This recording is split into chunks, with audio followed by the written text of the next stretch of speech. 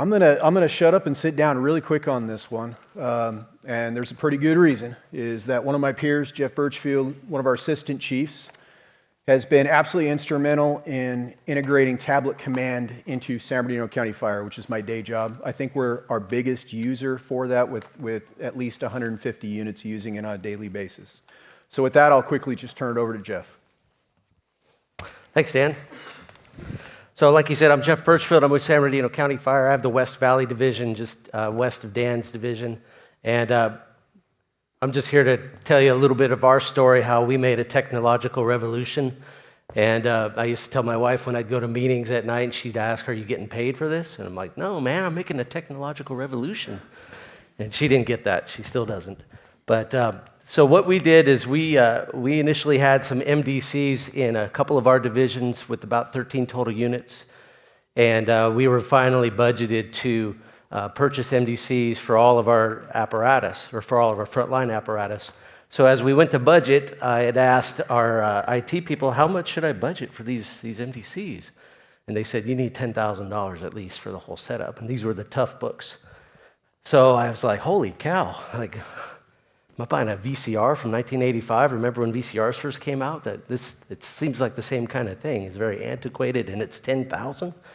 And we looked at what is it that our MDCs actually did, and the only function our MDCs had at the time on the engines was we have Tritech CAD. The Tritech app was the only function that the guys were able to use on the apparatus. And I'm like, $10,000 for that? I know there's iPads out there that we could have all kinds of applications and such. So I contacted Jake Pelt from Wolfpack Solutions, who's now with Tablet Command, and said, "Hey, is there a solution that can we use an iPad and actually get CAD data?" And he said, "Yeah, you can." We went to our IT people and said, "Hey, there's an iPad solution we can use," and they said, "No, you can't use an iPad." So I'm just here to tell you that when your IT says you can't use it, you can, and we've used it. So we looked into that, and we actually are using Tablet Command.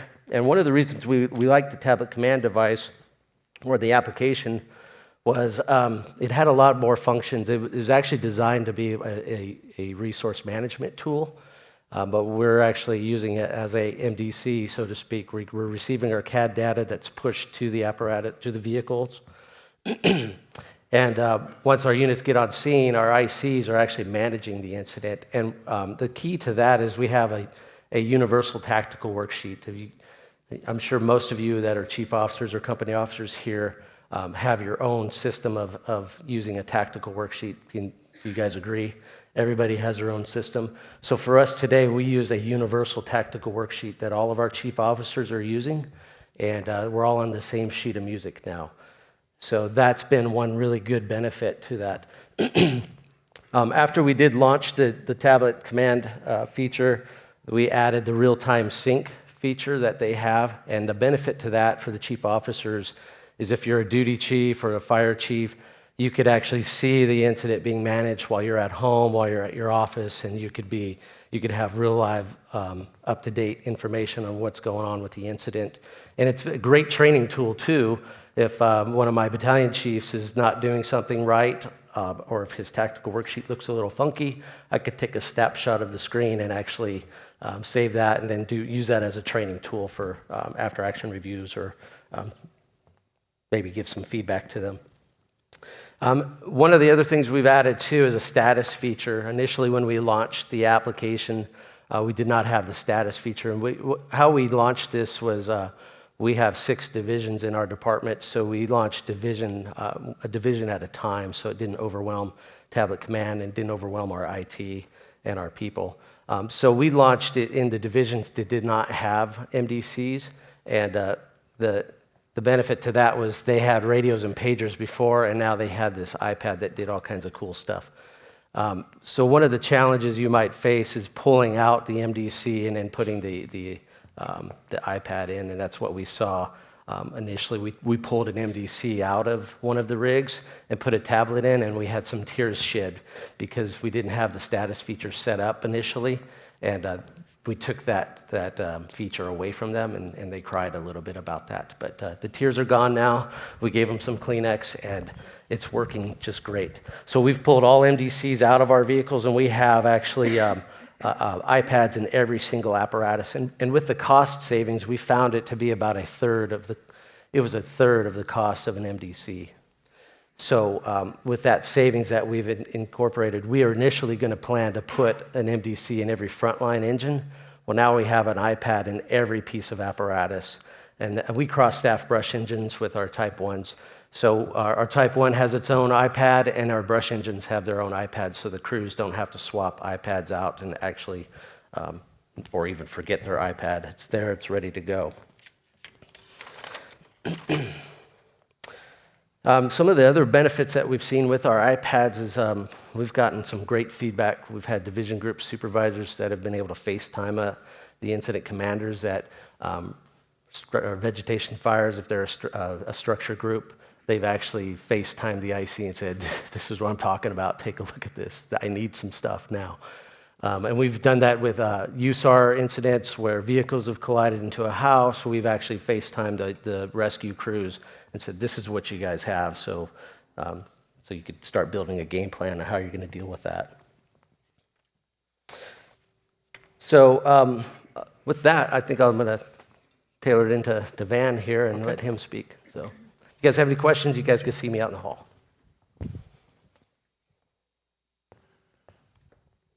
Thanks, Chief Birchfield.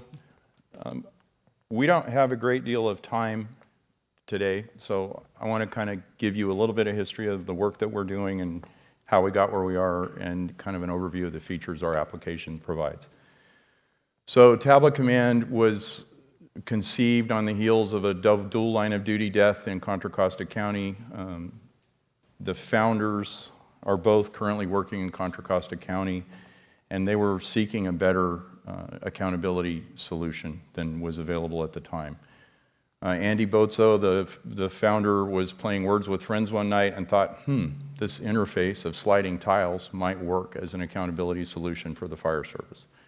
So we were founded in 2011 as a standalone application. You can still download it from the App Store. You can download it and use it, whether it's connected to the internet or not, and we'll always retain that functionality. The next thing we did was incorporate CAD integration, and then I'm going to talk to you a little bit more about the other features that we've created. So when we're working as command officers, this is what we show up to. There's a lot going on. It can be a time-compressed, highly emotional event. And these are the tools that they've given us to manage that. And from my perspective, it's a little bit challenging. And a lot of people do this very adeptly. There's a lot of moving parts here. In my experience, PAT tags were a nice idea that never really worked all that well. We're dealing with mobile data terminals. We're dealing with whiteboards. We've got a lot of different resources that we're supposed to manage while our folks are working in an IDLH environment. That particular event, there was a 6-year-old boy in the upstairs bed. So it was one of those that we really needed to get in and get done what we accomplished. What we've done is we give you the CAD feed, so you get access to data that you've never been able to see before in the field, in many cases.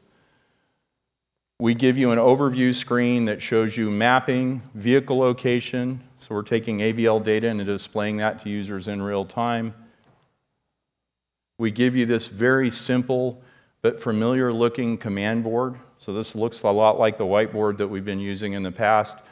This particular picture is using the San Diego Fire Rescue high-rise template, so we give you ample space to manage resources, and it's a simple matter of put your finger on the tile and slide it. So that's how we assign resources. And you also have the ability to manage incidents on a map. You can select the map view you choose, so you can use satellite views, you can access any Esri Map data that your agency has. And then we have a companion product called TC Mobile that replicates those same functions, so you can put that in everybody's pocket. And what we're hearing is this is reducing response and turnout times by about 30 seconds on average. We're getting calls sent to this via Apple push notifications at the moment the call is created in CAD and the apparatus recommendations are pushed. So we're getting folks out the door with a higher level of situational awareness than we did in the past. As Chief Birchfield mentioned, we also do resource statusing. So by leveraging an API created by the CAD vendors, we can write back into CAD and change status of resources, so we are replacing MDTs in many applications. This is that simple interface for incident management, and each one of these tiles has a bunch of information embedded in it, so you can tap the tile and see how long they've been deployed in a tactical assignment, how long they've been working in an IDLH environment. There's a lot of data, but it's all created in a way that it's easily accessible from anywhere in the application, and you can consume it in small bytes. We've just added the ability to display individual level staffing. So when you tap on a tile now, you get a writing list, and we can consume that data from either your staffing solution or directly from CAD. And by mid-year, we'll have the ability to integrate multiple staffing solutions. So if you have a half a dozen agencies in your county, all of whom have their own staffing solution, we'll be able to incorporate that data and provide it to every user in the tablet command account. We also support agency-defined templates and checklists. So you take your standard operating guidelines or your procedures, we work with you to generate templates. Those templates are accessible to users across the account. In my old shop, we had multiple agencies. There's 5 fire departments there. So each agency has their own set of templates and checklists because we can't agree to anything. And what we've done is use their 3-letter identifiers to organize those in a way that makes sense and they're accessible to folks working in the field. We use Esri Map Integration. So any GIS layer that your agency's created can be accessed through tablet command. We're doing things like pre-fire plans, landing zones, jurisdictional boundaries, hazardous occupancies. And you can see in the lower list, these are all user maps that have been configured by this agency, so they can be toggled on and off by users based on their preference or needs. We have a 2-click methodology to access pre-fire plans. So on this map, the red dots are fire hydrants, the blue dots represent pre-fire plans. By clicking on any blue dot, you get the GIS attributes of that dot. And by clicking on the link at the bottom, it takes you directly into a pre-fire plan document. My pre-fire plans rode in the back of the BC car, and the only time anybody ever touched them was when we were taking the car out of service to get it worked on. We also have the ability to integrate to other pre-fire planning options. So if you have a pre-fire planning company that you have a relationship with, we'd be happy to work with them to integrate their product. We collect a great deal of data in tablet command, so everything that comes out of CAD, we gather. Everything that the incident commander does, we gather. Notes can be gathered from tablet command, and with our 2-way integrations, we're writing those notes back into CAD now, so they become a permanent part of the CAD record. In the next 90 days, we'll be including notes from other users.